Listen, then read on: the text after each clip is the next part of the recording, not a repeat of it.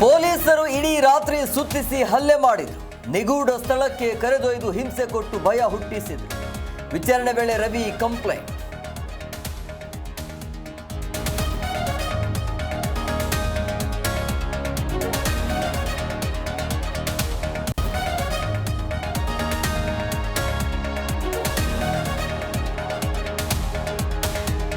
ಫೋನ್ನಲ್ಲಿ ಡೈರೆಕ್ಷನ್ ಕೊಟ್ಟ ರೀತಿ ಜೀಪ್ ಹೋಗ್ತಾ ಇತ್ತು. ಸ್ಟೋನ್ ಕ್ರಸ್ಟ್ ಡೆಡ್ ಎಂಡ್ಗೆ ಕರೆದೊಯ್ದು ದೇವರನ್ನ ನಂಬಿ ರಾತ್ರಿ ಬದುಕಿ ಬಂತು.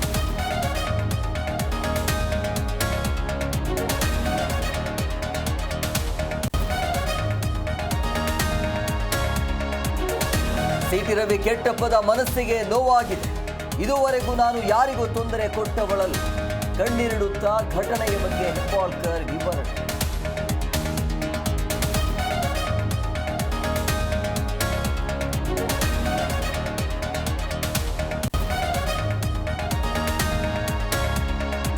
ಶಾಸಕರನ್ನ ನಡೆಸಿಕೊಂಡ ರೀತಿ ಸರಿಯಲ್ಲ.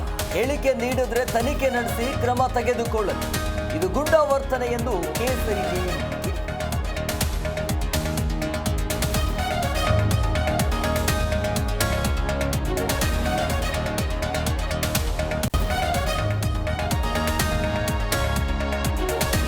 ಮಂಡ್ಯದಲ್ಲಿ ಅಕ್ಷರ ಜಾತ್ರೆ ಸಂಭ್ರಮ.